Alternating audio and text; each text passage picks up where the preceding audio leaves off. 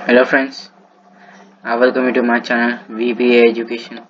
तो आज हम लोग एक नया टॉपिक डिस्कस करेंगे जो कि है हमारी क्लास 8 NCERT का चैप्टर नंबर 4। हम लोग की पॉलिटी का चैप्टर नंबर 5 जो कि judiciary. Now at a glance the newspaper provides you a glimpse of range of work done by the courts in this country. यानी कि जब हम न्यूज़पेपर में देखते हैं तो हमें बहुत सारे ऐसे ग्लिम्स दिख जाते हैं कि हाँ, हमारे जो कोर्ट्स हैं हमारे कंट्री के, वो कौन से रेंज का वर्क कर रहे हैं, कैसे वर्क कर रहे हैं। क्या हमने कभी सोचा है why do we need this courts? जैसे हमने यूनिट 2 में पढ़ा था, in India we have a rule of law. What this means is that the law apply equally to all persons, and that a certain set of fixed procedures need to be followed when law is violated. यानी कि there is a procedure established by law for everything. This is the key word, procedure established by law. In procedures को law ने establish किया है। Who is law? अब law वही है who is ruling. Law को रूलर इसलिए कहेंगे क्योंकि we all have to obey law, and if somebody disobeys it, a certain set of fixed procedures need to be followed when law is violated. यानी जब हम लोग वायलेशन करेंगे तो कुछ फिक्स प्रोसीक्यूशंस हैं, तो इन्फोर्स करने के लिए rule of law we have a judicial system. हमारे पास जुडिशियल सिस्टम है that consists of mechanism of courts that a citizen can approach when a law is violated. यानी कि अगर कोई लॉ वायलेटेड हो रहा है तो हम लोग कोर्ट अप्रोच कर सकते हैं, क्योंकि ये ऑर्गन है स्टेट का। जुडिशरी जो है it plays a crucial role in the functioning of India's democracy. It can play this role only because it is independent. Now those who are thinking मैं चैप्टर नंबर 4 क्यों नहीं करा रहा, तो इसके बाद इस चैप्टर को पढ़ाने के बाद जो नेक्स्ट वीडियो आएगी मैं चैप्टर 4 की डालूंगा आफ्टर दिस चैप्टर। ओके, तो what is the role of judiciary? So role of judiciary is courts take decisions on very large number of issues. They take decisions on very large number of issues. जैसे कि teacher जो है, a teacher can he beat a student? क्या एक teacher आपको मार सकता है? क्या टीचर एक स्टूडेंट को मार सकता है? और दो जो स्टेट हैं वो रिवर वाटर कैसे शेयर करेंगे, इसके बीच में भी हमने पिछली क्लास में एक एग्जांपल पढ़ा था। अगर आपको नहीं याद तो मैं आपसे बोलता हूँ, आप क्लास 6 NCERT पॉलिटी से पढ़ना स्टार्ट कीजिए, तभी आपको आगे के कॉन्सेप्ट्स क्लियर होंगे, नहीं तो वैसे नहीं हो सकते। और दे कैन पनिश, क्या कर सकते हैं? पनिश कर सकते हैं किसे? तो वो पीपल जो पर्टिकुलर क्राइम करते हैं। और ब्रॉडली स्पीकिंग यानी कि बोलते हुए कोर्ट का वर्क यानी जुडिशरी का work does can be divided into the following. कुछ चीज के डिविजन्स हो सकते हैं, जैसे जुडिशियल रिव्यू। जुडिशियल रिव्यू क्या होता है? क्योंकि फाइनल इंटरप्रेटर है कॉन्स्टिट्यूशन का। आप बात समझिए, तो अगर पार्लियामेंट ने कोई लॉ बनाया, जैसे लॉ बना दिया कि आप जो है पर्टिकुलर यूनिफॉर्म पहनेंगे पब्लिकली, और किसी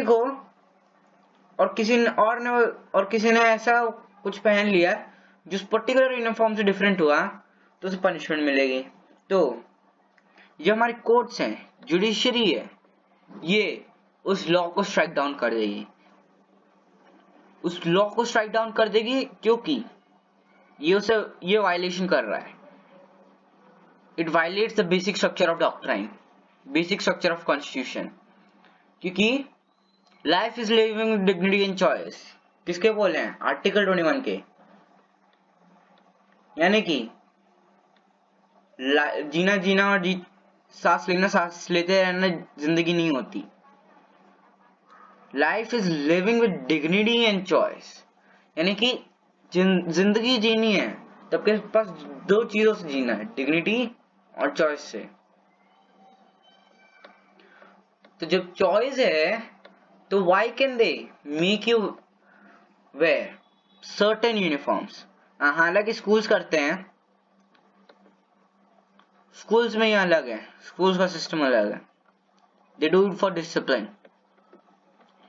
अब holding the law and enforcing fundamental rights, यानी कि ये लोग कुछ लॉस को होल्ड भी कर सकते हैं और फंडामेंटल राइट्स भी इन्फोर्स कर सकते हैं। एवरी सिटीजन ऑफ इंडिया, हर एक सिटीजन इंडिया का कैन अप्रोच कर सकता है सुप्रीम कोर्ट या हाई कोर्ट अगर वो बिलीव करता है कि उसका fundamental right has been violated. हमने क्लास 7 की बुक में एग्जांपल पढ़ा था हकीम शेख का। वह एग्रीकल्चरल लेबर था जो एक चलती हुई ट्रेन से गिर गया था और फिर से इंजरी हो गई थी। उतनी खराब कंडीशन में भी बहुत सारे हॉस्पिटल्स ने उसे रिफ्यूज कर दिया एडमिट करने से। इस केस को सुनने के बाद सुप्रीम कोर्ट ने आर्टिकल 21 में एक और फंडामेंटल राइट जोड़ दी, फंडामेंटल राइट टू लिव में जोड़ दिया राइट टू हेल्थ। और इसीलिए वेस्ट बंगाल गवर्नमेंट को उन्हें पे करना पड़ा कंसेप्शन फॉर लॉस सफर्ड, और as well as to come up with a blueprint of primary health care with particular reference to treatment of patients during an emergency। यानी कि emergency हुई तो ऐसा प्राइमरी हेल्थ केयर होना चाहिए कि हाँ पेशेंट को वो लोग ले लें, उनके पास ऐसी सुविधाएं होनी चाहिए। तो इस केस का नाम क्या रखा गया? पश्चिम बंगा खेत मजदूर समिति वर्सेस स्टेट ऑफ बंगाल। कब हुआ था ये केस? 1996 का ये केस है। अब व्हाट इज इंडिपेंडेंट जुडिशरी, ये क्वेश्चन आ जाता है। तो एक इंडिपेंडेंट जुडिशरी होता क्या है? तो लेट्स सी, एक एग्जांपल लेते हैं, जैसे कि ये है मिस्टर मेहता, ठीक, ये बहुत बड़े पॉलिटिशियन अपने एरिया के। अब इनने क्या किया कि एक जमीन है आपकी फैमिली को बिलोंग करती है, इन्हें क्या किया उस जमीन, सपोज वो 100 एकर्स है, अब इन्हें क्या किया उसे हड़प कर बैठ गए। और इनके पास ये भी पावर है कि अगर कि ये जो है जज को अपॉइंट और डिसमिस कर सकते हैं उसके ऑफिस से। अब इसीलिए जज जो है, जब ये कोर्ट में केस लेके जाओगे आप, तो जज इनकी तरफ पार्शियल रहेगा, क्योंकि इस पॉलिटिशियन के पास कंट्रोल है जज के ऊपर, और इसीलिए जज इंडिपेंडेंट डिसीजन नहीं ले पाता। This lack of independence would force a judge to make all decisions in favor of the politician, यानी मिस्टर मेहता के फेवर में। हम लोग ये देखते हैं कि रिच और पावरफुल जो लोग हैं इंडिया के, वो ट्राई करते हैं इन्फ्लुएंस करने के लिए जुडिशियल प्रोसेस को, लेकिन इंडियन कॉन्स्टिट्यूशन प्रोटेक्ट करता है against this kind of situation by providing independence to the judiciary। एक एस्पेक्ट है इंडिपेंडेंस का, सेपरेशन ऑफ पावर्स। हमने इसके बारे में चैप्टर 1 में पढ़ रखा था, ये की फीचर है कॉन्स्टिट्यूशन का। इसका मतलब ये है कि स्टेट के 3 ब्रांच है, 3 ऑर्गन्स है, लेजिस्लेचर, एग्जीक्यूटिव और जुडिशरी।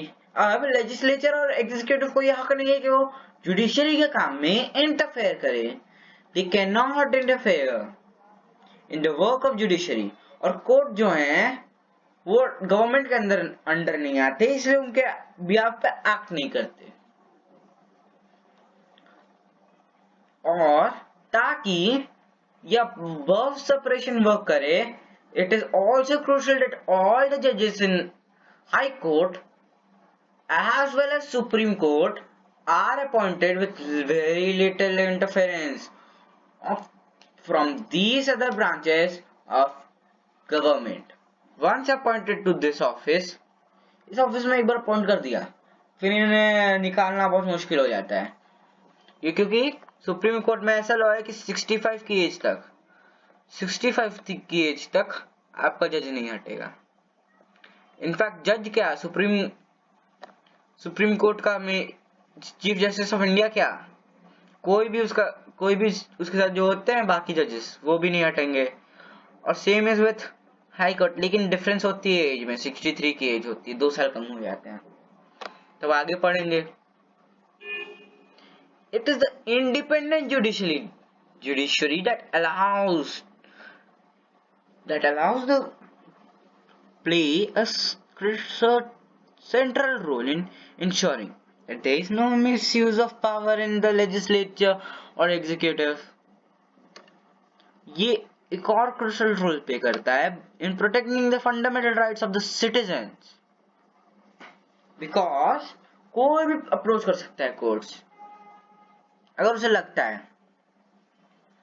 कि उसके फंडामेंटल राइट्स, उसके राइट्स को किसी ने वायलेट किया है।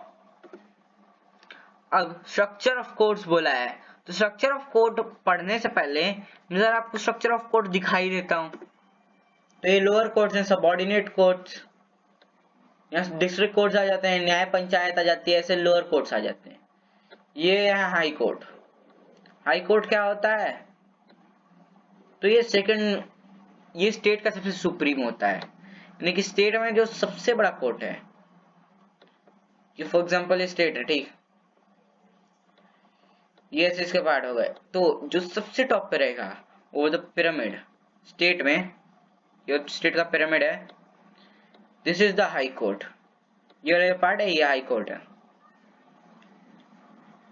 और फिर बात आती है सुप्रीम कोर्ट की। सुप्रीम कोर्ट क्या होता है, सुप्रीम कोर्ट इज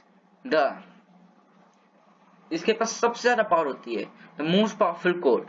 इसके डिसीजन को कोई भी डिसोबे नहीं कर सकता, भले ही वो आप हो, मैं हूं, कोई स्लम में रहता हुआ हो, या चाहे प्रेसिडेंट ऑफ इंडिया ही क्यों ना हो।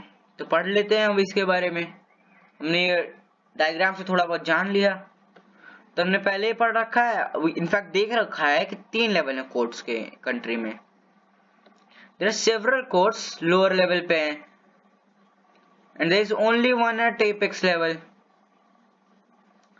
अब इन्हें क्या कहा जाता है, सबऑर्डिनेट कोर्ट्स कहा जाता है या डिस्ट्रिक्ट कोर्ट्स। ये डिस्ट्रिक्ट या तहसील लेवल पे होते हैं या टाउन्स में। They hear many kinds of cases. Each state is divided into districts that are presided by a district judge. Her state में एक हाई कोर्ट होता है जो वहां का हाईएस्ट कोर्ट है उस स्टेट का, और टॉप पे सुप्रीम कोर्ट जो न्यू दिल्ली में लोकेटेड है, and is presided by the chief justice of India. Decision made by the supreme court are binded on all other courts in India. यानी कि जो मैंने जैसे आपको बताया, सुप्रीम कोर्ट ने जो सुना दिया वो सुना दिया, फाइनल डिसीजन कोई से टाल नहीं सकता। हालांकि रेट पावर का यूज कर सकते हैं, उसे री थिंकिंग पे वो कर सकते हैं मजबूर। अब हाई कोर्ट सबसे पहले 3 प्रेसिडेंसीज में था। ये कब बना था, तो 1862 में। और 3 प्रेसिडेंसीज क्या थी, कलकत्ता, बॉम्बे, मद्रास। कौन सी 3 जगह, मद्रास, कलकत्ता, बॉम्बे। कब बना था, 1862 में। हाई कोर्ट दिल्ली में 1966 में बन गया, और अभी 21 हाई कोर्ट्स हैं। हर स्टेट के पास अपना हाई कोर्ट है, एक्सेप्ट पंजाब, हरियाणा और 7 नॉर्थ ईस्टर्न स्टेट्स यानी 7 सिस्टर्स। पंजाब हरियाणा का एक कॉमन कोर्ट है चंडीगढ़ में, और 7 सिस्टर्स का एक कॉमन कोर्ट है गुवाहाटी में। Some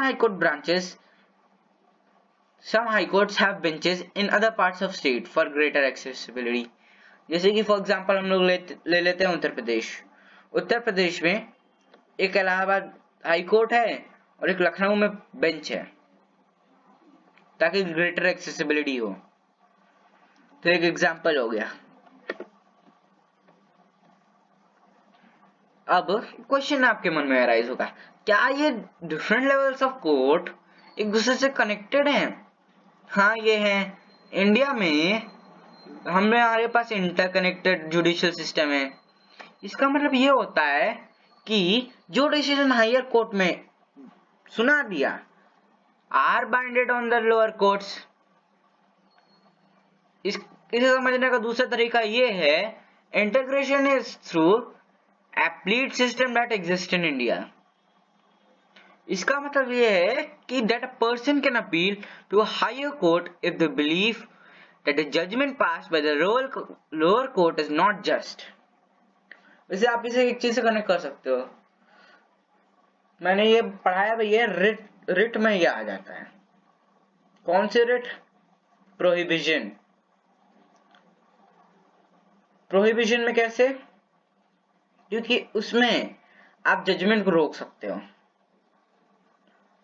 और एक और कौन सा है? सर्चारी।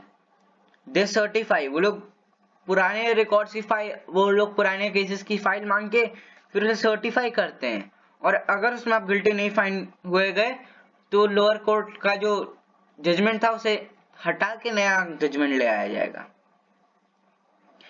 एप्लीट सिस्टम का एक एग्जांपल ले लेते हैं।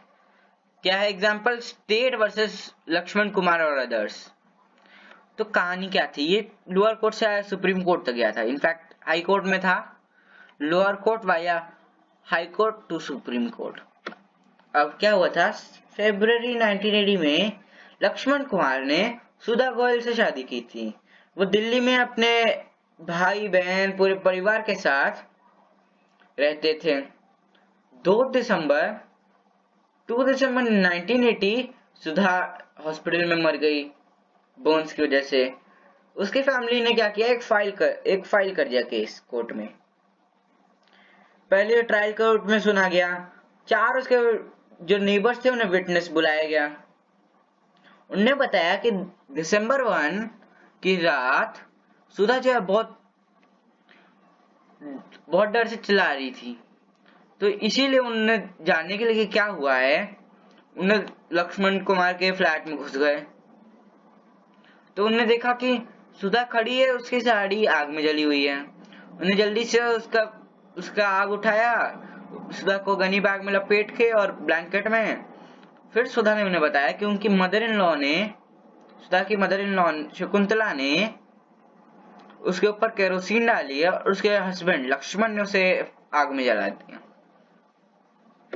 ड्यूरिंग द ट्रायल सुधा की फैमिली और नेबर ने ये स्टेट किया कि सुधा जो है उसे टॉर्चर किया जाता था बाय हर इन लॉस, क्योंकि वो लोग डिमांड कर रहे थे for more cash, a scooter, a fridge, to board the first child. As a part of the defense, Lakshman and his mother stated that Sudha's sari accidentally caught fire while she was heating milk. और सबूतों को देखते हुए trial court ने ये बोला उनका कि लक्ष्मण, उसकी माँ और उसका ब्रदर इन लॉ ये तीनों आरोपी हैं और इन्हें सजाए मौत होती है। फिर क्या, लटका देना था। लेकिन 1983 में नवंबर में ये तीनों हाई कोर्ट चले गए। इन्हें अपील कर दिया against the verdict of trial court. High court में फिर ये आर्ग्यूमेंट हुई सारे लॉयर्स की। फिर डिसाइड हुआ कि सुधा को एक्सीडेंटली फायर हुआ, उसके ऊपर एक्सीडेंटल फायर आई थी by the kerosene stove. Lakshman, Shakuntala, Subhash Chandra were acquitted, उन्हें छोड़ दिया गया। फिर अब क्या हुआ, अब women lawyer, Indian federation of women lawyer की मदद से वो लेडीज जो काम कर रही थी अगेंस्ट डावरी डेथ्स, उन लोगों ने एक केस फाइल किया सुप्रीम कोर्ट में against the verdict of high court. अभी क्या कहानी चली, सबसे पहले छोटे कोर्ट में आए, ठीक, फिर उससे थोड़े बड़े कोर्ट में गए, फिर they chose the grandest court of whole India. तो मतलब ये पूरी साइकिल चली है यहाँ तक। यहाँ क्या हुआ, फिर यहाँ वर्डिक्ट हुआ, आर्ग्यूमेंट्स हुआ, फिर उनने पाया कि लक्ष्मण और उसकी माँ गिल्टी हैं, लेकिन सुभाष जो है उसका ब्रदर इन लॉ, उसे एक्यूट कर दिया क्योंकि उसके पास इतना वो नहीं था, उसके खिलाफ इतना एविडेंस नहीं था। सुप्रीम कोर्ट ने उन्हें बोला कि जाओ अब तुम काले पानी में जाओगे, यानी कि तुम प्रिजन फॉर लाइफ हो। What are different branches of legal system? Different branches of legal system क्या होता है?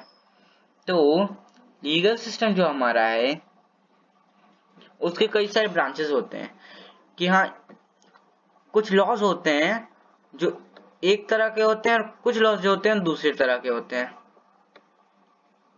This is called legal system. अब ये तय करना कि ये लॉ ग्रुप ए का है कि ग्रुप बी का है, ये हमें बताता है कि कौन सा लीगल सिस्टम इसमें लगेगा। तो बेसिकली दो होते हैं, एक क्रिमिनल होता है, एक सिविल होता है। तो क्रिमिनल लॉ ये सब है। बेसिकली मैंने आपको दिखाने के लिए कि ये क्या है, मैंने फोटो डाल दी। ये इनफैक्ट टेबल है आपके एनसीईआरटी बुक में, अगर बुक है तो आप पढ़ लीजिए, नहीं है तो कोई बात नहीं, मैं पढ़ा देता हूँ। Deals with conduct or act that the law defines as offense. For example, चोरी, डकैती, dowry, murder, harassing a woman. Second, इसे बिगिन कैसे किया जाता है? फर्स्ट इंफॉर्मेशन रिपोर्ट दी जाती है, एफआईआर किया जाता है, फिर पुलिस इन्वेस्टिगेट करती है क्राइम को, फिर इस केस को कोर्ट में फाइल किया जाता है। अगर गिल्टी फाइन किया जाता है तो उसे जेल भेजा जाता है और फाइन भी किया जाता है। सिविल लॉ क्या होता है?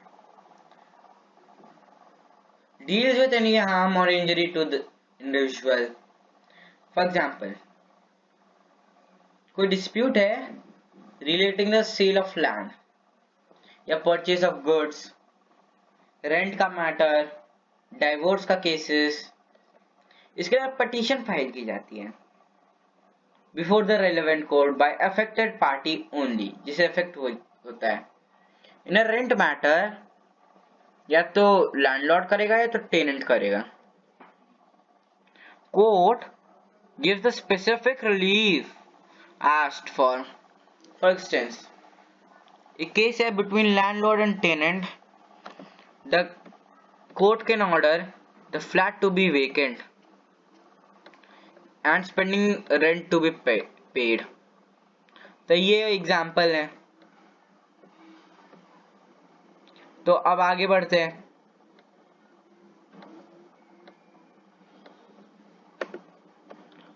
क्या सबके पास है एक्सेस कोर्ट्स का?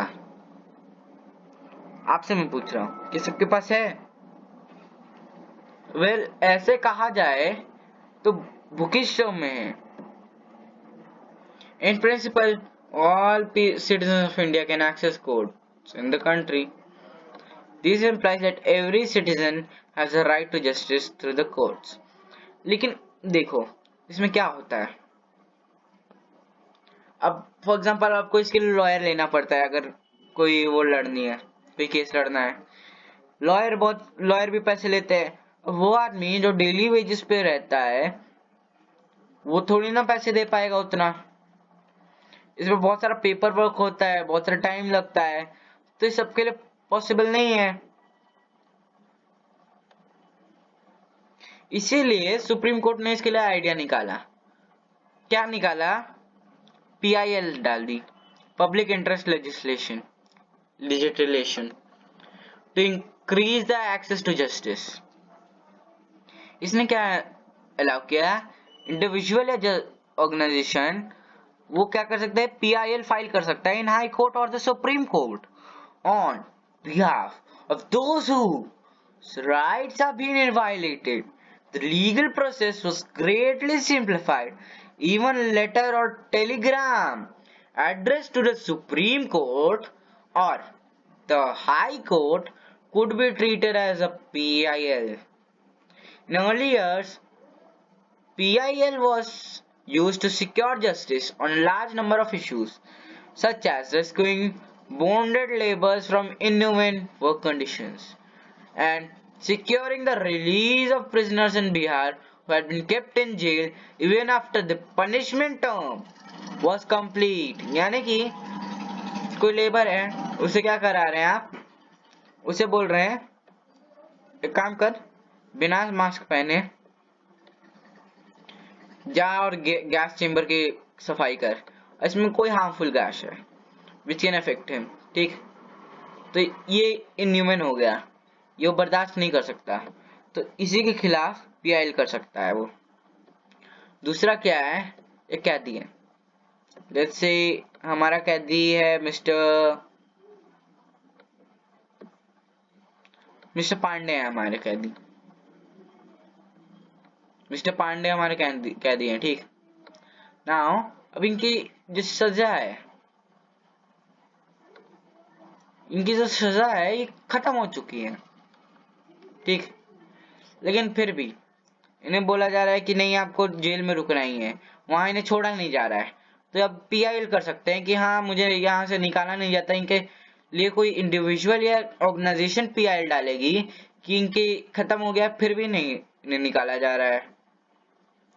तो इसके बाद सुप्रीम कोर्ट या हाई कोर्ट ऑर्डर देगा उन लोगों को, इसे जल्दी बाहर निकालो, नहीं तो तुम्हारी जॉब खतरे में है।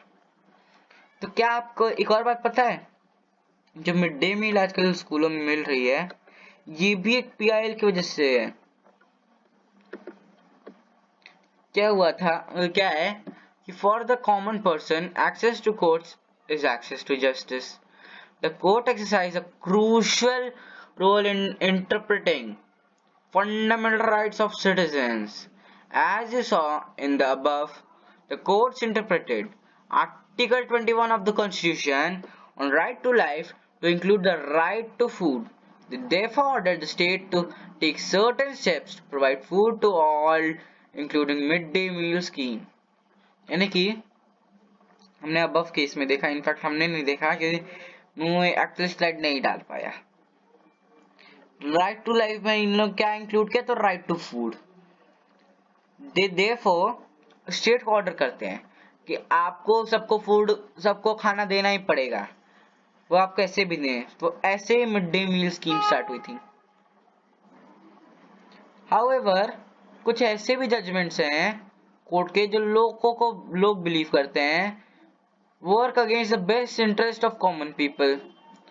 For example, activists who work on issues concerning the right to shelter and housing for poor believe that recent judgment on eviction are far cry for early judgment, while recent judgment tend to view that slum dwellers as an encroacher in the city. Earlier judgments had tried to protect the livelihood slum dwellers. तो क्या हुआ था, इससे related case है, अभी पढ़ाया जाएगा। Olga Telles versus Mumbai municipal corporation का केस है 1985 का।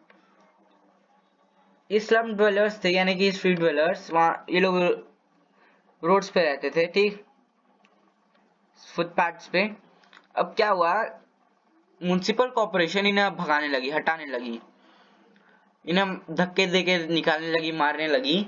तो फिर उसके खिलाफ एक पीआईएल गई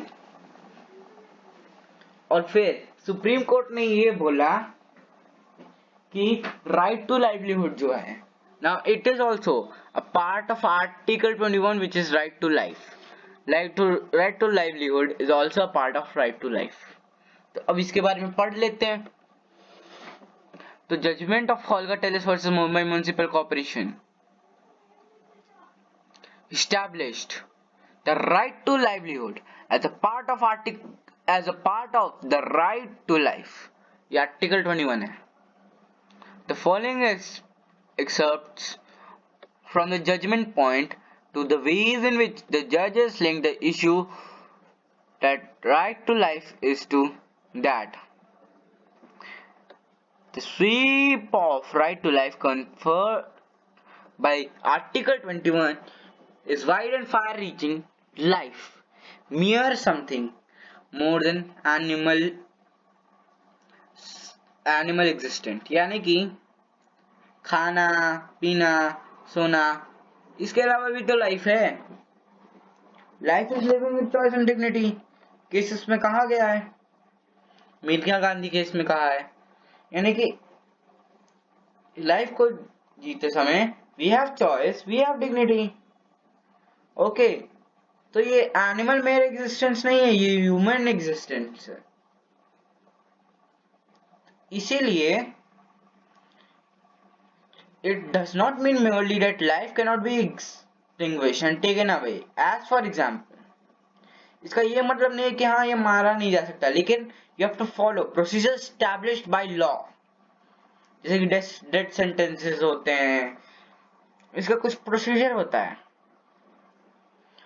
एक unequally important facet of the right is the right to livelihood, because no person can live without the mere of living. That is the means of livelihood. अब क्या किया था, पेवमेंट से और ये स्लम से लोगों को निकालने लगे थे. That the eviction of person from pavement or slum will inevitably lead to deprivation of his means of livelihood in a proportion which does not have to be established in an individual case. In preserved case, that facts constituting empirical evidence justify the conclusion that a patient here live in slums and on pavement because they have small jobs to nurse the city, and for them there is nowhere else to live. They choose pavement or a slum in a victim of the place of worker. To lose the payment or slum is to lose the job.